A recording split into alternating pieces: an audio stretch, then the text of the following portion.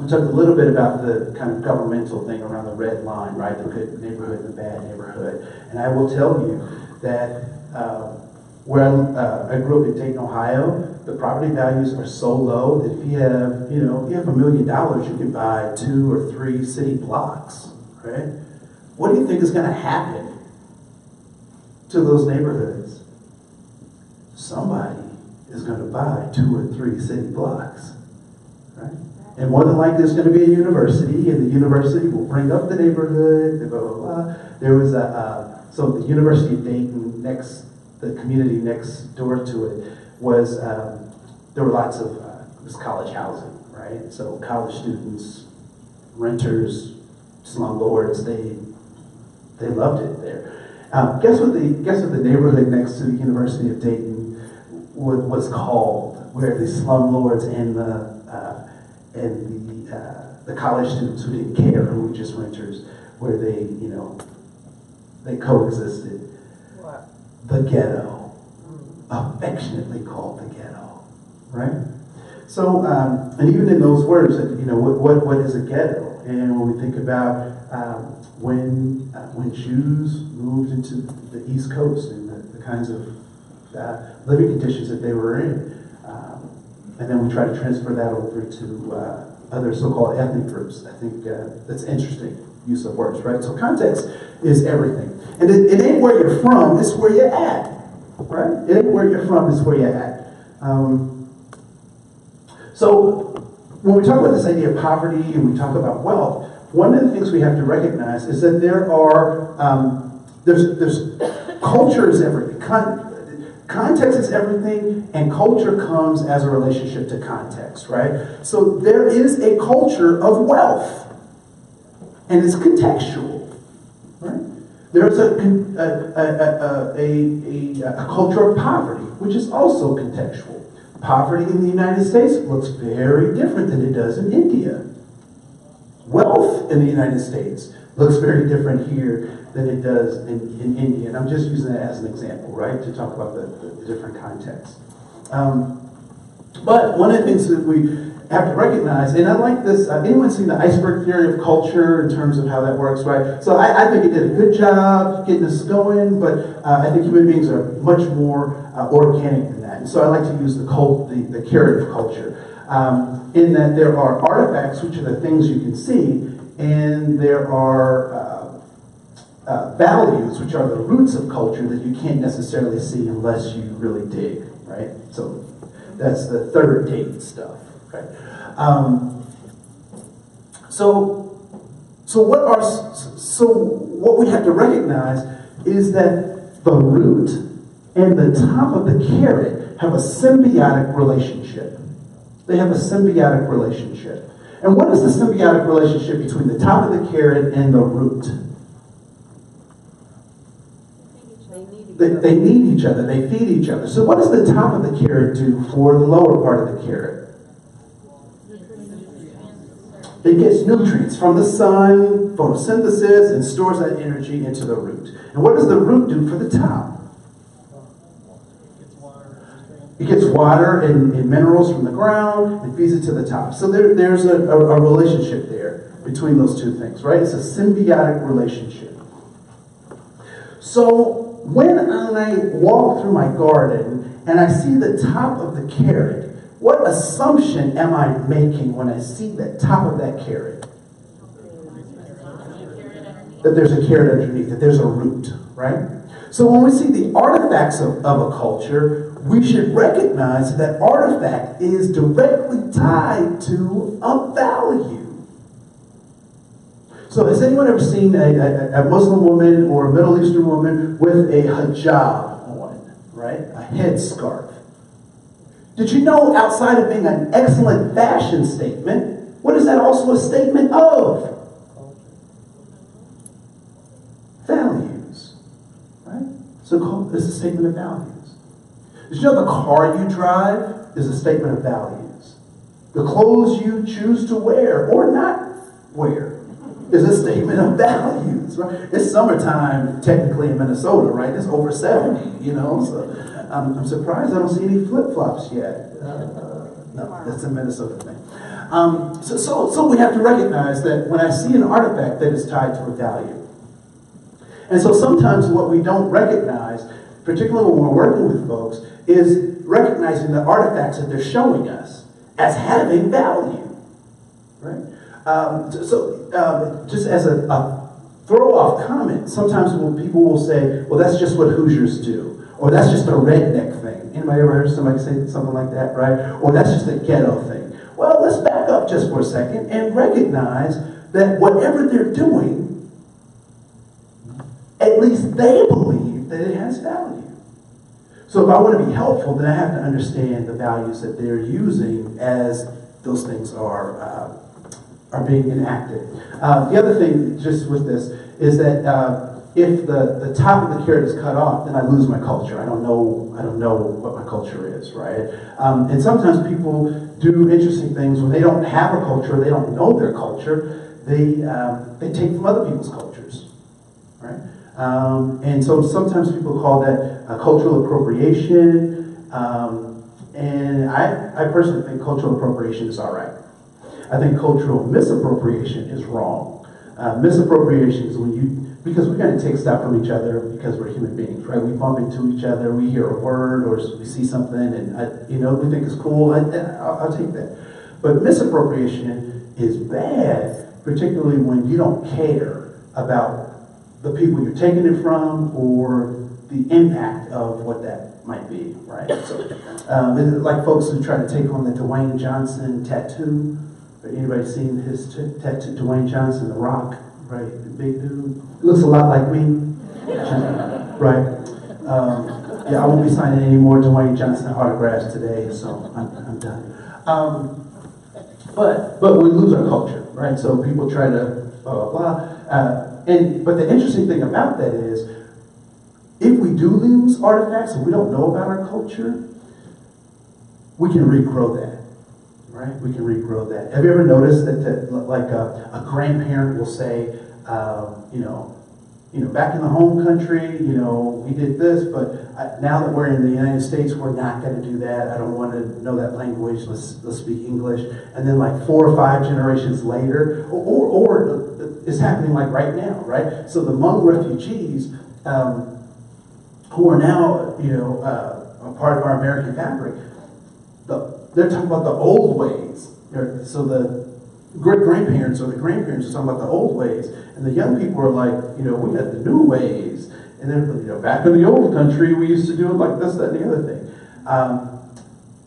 But after so many generations, they start yearning back for those old ways. But I'm spinning out of control, so let's keep going. And then lastly, when we see or use artifacts, but we don't know how they're connected to a set of values, they become a stereotype, right? Has anyone ever heard of a stereotype that said, well, isn't that true about those people? Don't they drink a lot? Don't they dance well? And can't they not jump? Stuff like that, right? The thing is that they, in fact, may be true, but we just don't understand how they're connected to a set of values, right? So that's important. And so when we talk about this idea of cultures of poverty, that becomes important. A guy that I'd like to introduce you to, who gave me a really good foundation for really thinking about the impact of context and culture, is Uri Brofsenbrenner. And Uri Brofsenbrenner is one of the early architects of what is the modern day Head Start program, right? The recognition that context and environment has a huge impact on an individual, that it is not nature, but it is in fact nurture. However, nature does play a role in it, right? So epidemiology kind of points to that too. So I was at a workshop, and I asked the folks to do a digital, kind of upload word play kind of thing. And this is one of the things that they came up with. So the question was, what is poverty? And ultimately, people said that poverty was a lack of resources. The word cloud indicates the bigger the words, the more people said similar things, kinds of things. So if it is about a lack of resources, we can do something about that, right? What do? provide more resources, right? But I also think it's a little more complicated than just that. So we talked about the hood. We talked about this idea of choices. So I'm really hung up on this choice thing because I think that's interesting. My daughter she'll be 4 in June. She made it, everybody. She made it. I wasn't sure it was going to happen, right? So I'm trying to get my daughter to like eat vegetables and stuff like that. And for the most part, she's pretty good. But she doesn't like peas. So peas, is just something about the texture that she just doesn't like. And so, and trying to get her, encourage her to eat peas, what do you think about this choice if I gave her this choice, right? You can eat peas or you can have a piece of cake. Is that a real choice? No, not really. I mean, in terms of, it's a setup, right? It's a setup. And so a lot of times, particularly given context, is the choices that people are making aren't good choices from the jump, right? So this idea, and I talked about this before, a 23% interest rate on a car. Why would somebody do that? They had no other option. Because they didn't think that they had another option, right? And so sometimes we like to throw stuff off on choices and not recognize the trap that is created by choices, right? So 1953, what was the education system like in 1953? What was a public school education system like? Neighborhood school. It was segregated. It was segregated. So what does that mean that it was segregated? Separate. It was separate. So who and what was separate? So by black and white, right? So white schools were taught who? White students by who? White teachers, okay? Black schools were taught, who was taught in black schools? Black students. By who? By black teachers. So, 1953, white schools, white students, white teachers. Black schools, black students, black teachers. Was there a teacher shortage in 1953? No, there wasn't. All things considered, right? Obviously, would we say that today? Would we say there's a teacher shortage, particularly teachers of color? Would we say that today? Yes. Right. So I have a question. Because schools were segregated in 1953. 1954 came the reversal of Plessy versus Ferguson with Brown versus Board of Education. So now let's fast forward to 1956. What do schools look like? Same. They were busing students every which way. So they were, let's pay attention to that. They're busing kids every which way. Interesting. So now after Plessy versus Ferguson gets undone, and now we're in this kind of Brown versus Board of Education, what is supposed to be the mantra? No, separate but equal was what was reversed. That was Plessy versus Ferguson. Now we've reversed that. So we're going to undo separate but equal. So what is now the new mantra? Integration. What does integration mean? Mixing it up. Mixing it up. Mixing it up. That's what it's supposed to mean. You look it up in the dictionary, that's what it means. So what started to happen with schools? I'll tell you, because this is what I do. I teach an educational equity course, and this is part of what we do. they started integrating schools.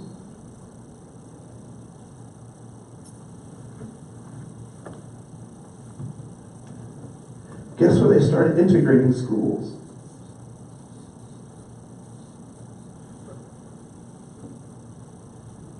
They integrated the white schools. And what did they do with the black schools? They closed them. So now, 1956, if we follow kind of this logic, what do schools look like? Black and white students together being taught by who? White teachers. What happened to the black teachers? They just quit. Context is everything, right? Now, I love the busing thing. Love it, love it, love it. Because I was a product of busing. I was bused all over the place, right? But this is the thing that I thought was interesting about busing. Because they took all of us from the hood, bused us to the good neighborhood, and took the kids from the good neighborhood and bused them to another good neighborhood. And then in the case of St. Louis, they ran out of white people to bus. Why? Because they went to private schools. They went to private schools.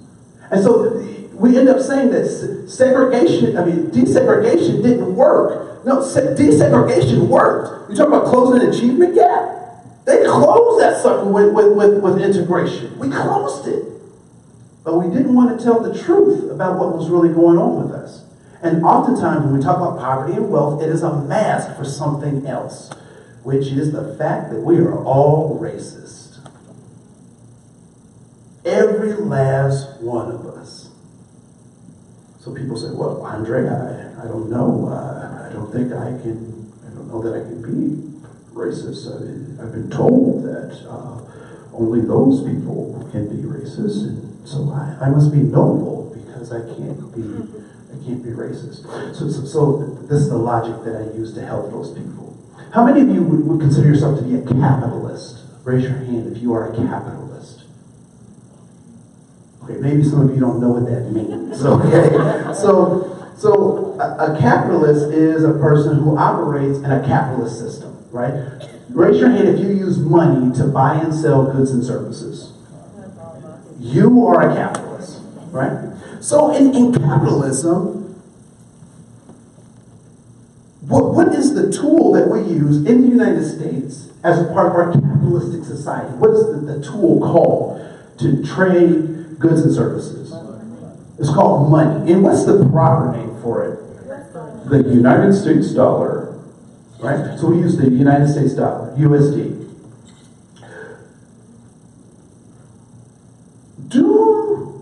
Is there one US dollar that we can use for all the stuff that we do? Yes. Yes? No. It depends. Yes, I got yes and it depends. All in the same.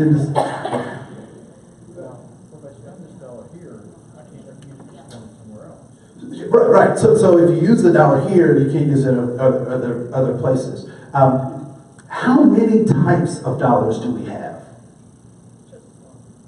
We only have one type of dollar. Is that true? We have different, say that again, sir. We have different denominations, right? And each of those denominations has a different value. Interesting. I find it interesting that people get really concerned when people say this phrase, Black Lives Matter. You ever heard people say that phrase? You ever heard people get concerned about that? I think it's interesting that people get concerned because we don't get concerned when we say that the $10 bill matters, because it does.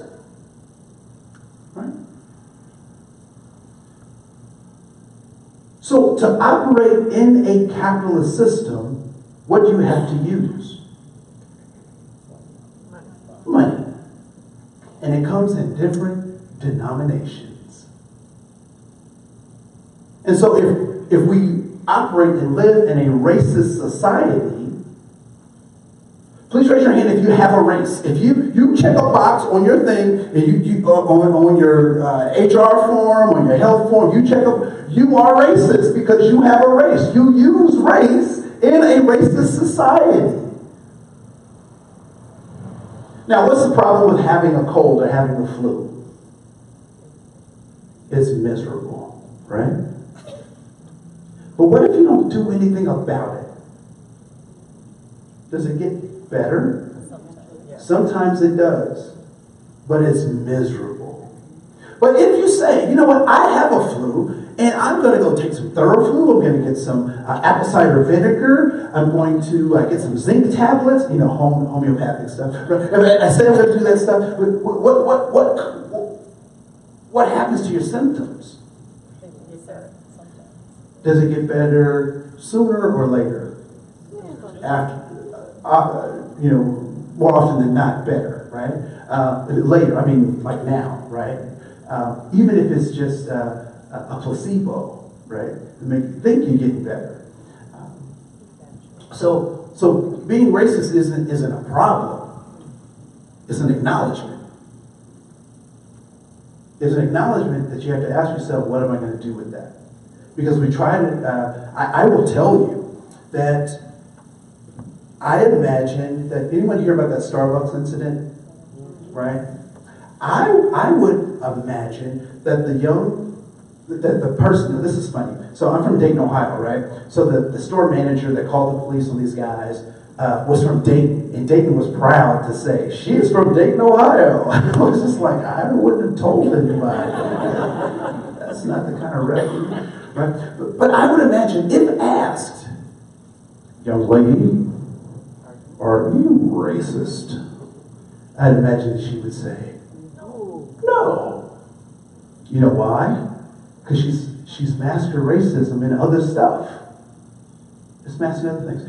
There's this idea, this concept called intersectionality. I don't know if people have heard of that. It's this idea that oppression happens in more than one way to folks, right? So, and it's different for your different intersections, right? So if I'm, not that I am, but if I were Hispanic and I was a woman, being a Hispanic woman is different than being an African American woman or a white woman, right? So that's different.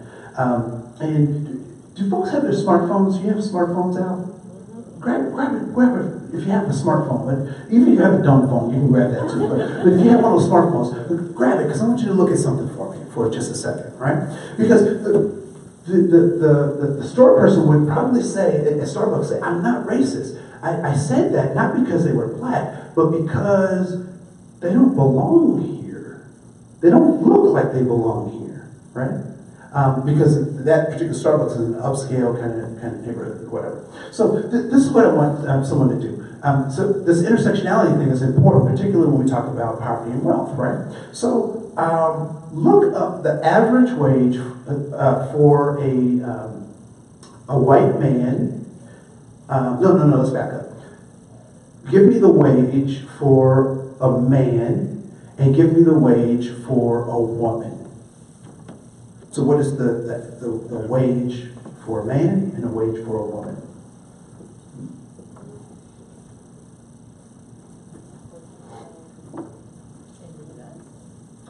U.S. would be great. Yes. You can use Wikipedia. This isn't science. I mean, this is, So what's the male wage?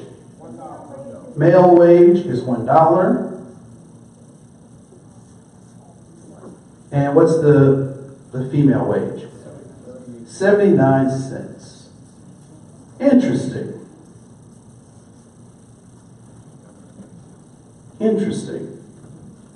Have people seen that before? Yeah, I'm sure you have, right? So please tell me, What is the wage for a Hispanic female? You can look it up. It's what? 55 cents. Can someone give me the wage for African American female? 60 cents.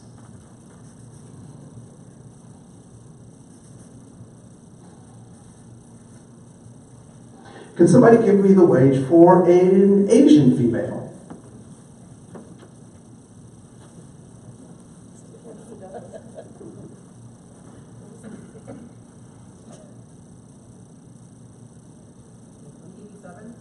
$87.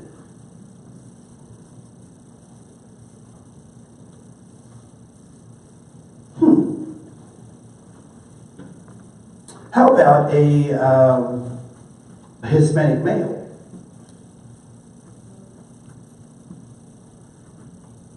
What's the wage for a Hispanic male? What was that? 69? Okay.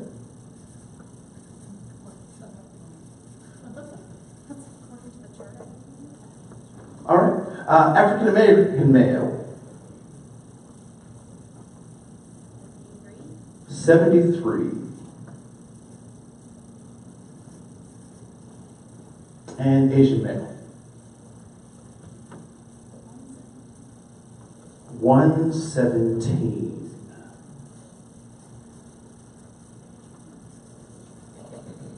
And what was the source for that? Just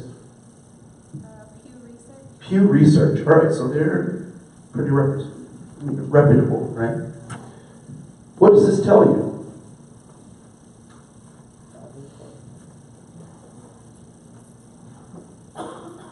What information does this tell you? Yes.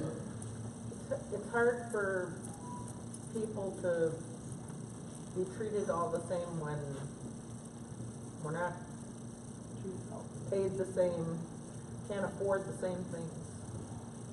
It's difficult for people to be treated the same when we can't afford the same things, that kind of stuff. Yes. Were you going to say something? So I would just say the race has value. That race has value. And gender has value. Thus, intersectionality. What else is this telling us? That what? What else does this tell us? Say it. You said it already. That we're racist and sexist. That we're racist and sexist. Okay, that wasn't what I heard earlier, but I'll take that. I'll take that. What else is this telling us? We have work to do.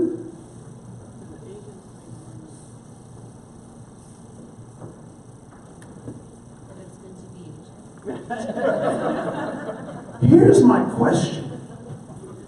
Why do we keep comparing everything to white?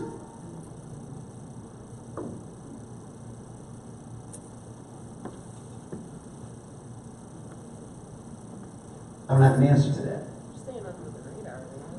You said you're trying to stay under the radar? No, they're staying under the radar.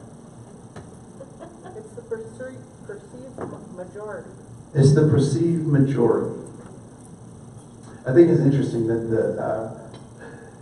that all these other groups numerically are more than the default group, but we call them the minorities. Mm-hmm. That's so funny to me. I just crack up when I hear that. Right? Why do we have school shootings?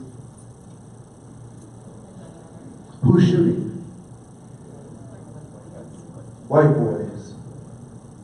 Why? They're recognizing the truth. What's the truth? The truth is that they think and they're taught this is what they're supposed to get.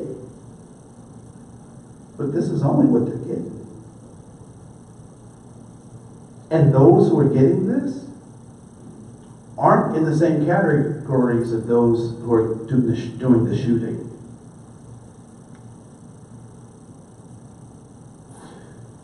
one of my concerns right now, and we have to figure out how to handle this, right? Because this goes back to this wealth and poverty thing.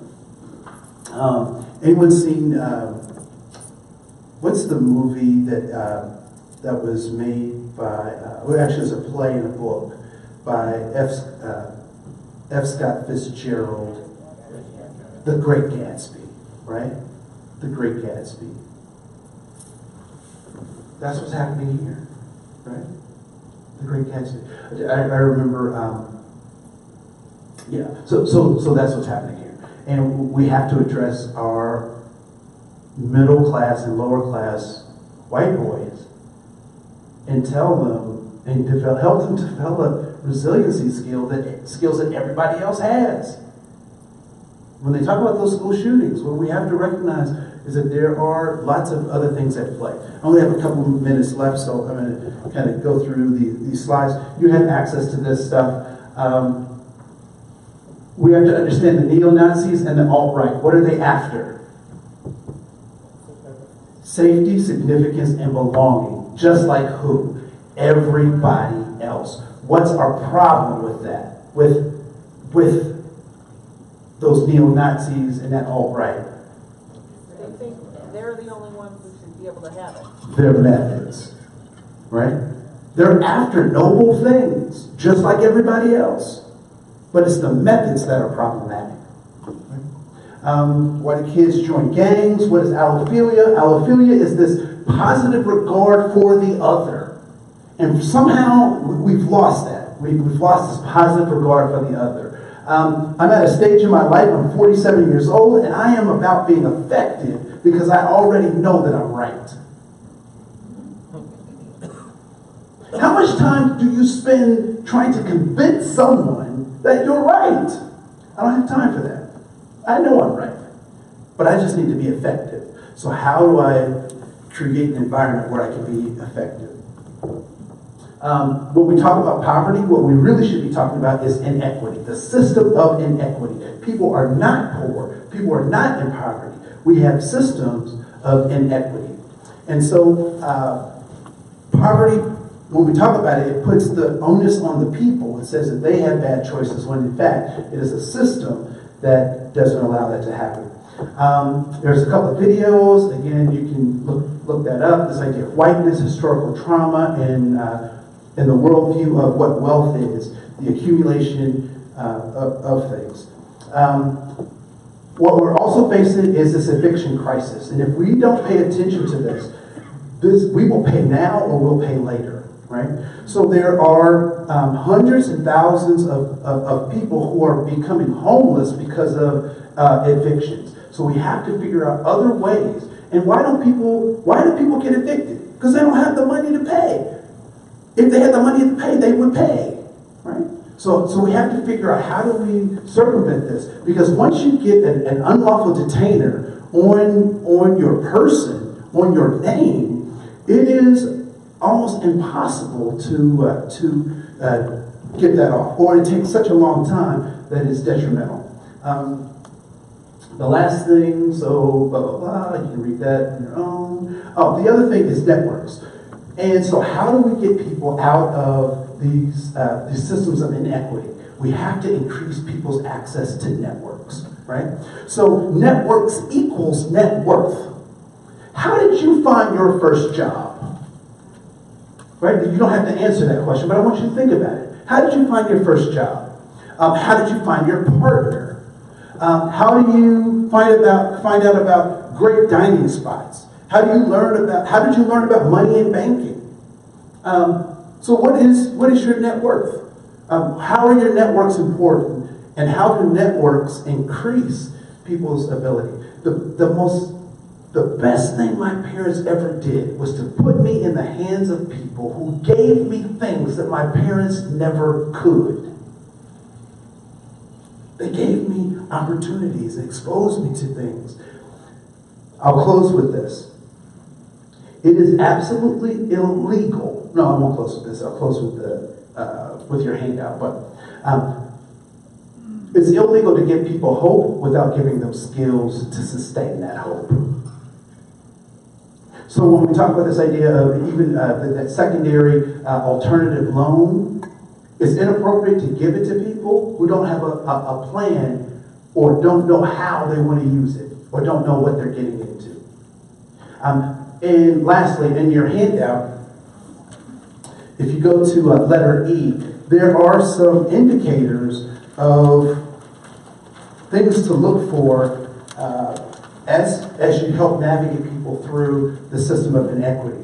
One is looking at the things that they value. How are they trying to get safety, significance, and belonging? With people in poverty, they get their most prized possessions are family members, right? So if people say, I can't make this appointment, or I can't do this thing, or I don't want to do this because it negatively affects my family, people in poverty will quit a job to go see about their family, right? Because that's their most prized possession. In middle class, it's things, and last, in people in wealth, it is uniqueness, right? That one-of-a-kind dress or bag or so forth and so on. People in poverty, money is to be spent. In the middle class, it is to be saved, and the wealth invest their money, right? And you can look at those other pieces of things, because they'll give you some clues, some context clues as to where people are operating from and how you can move from one mindset to another or be in several at the same time. My name is Andre Koen. I really appreciate you coming to this breakout session, and I hope you have a great day. Thanks.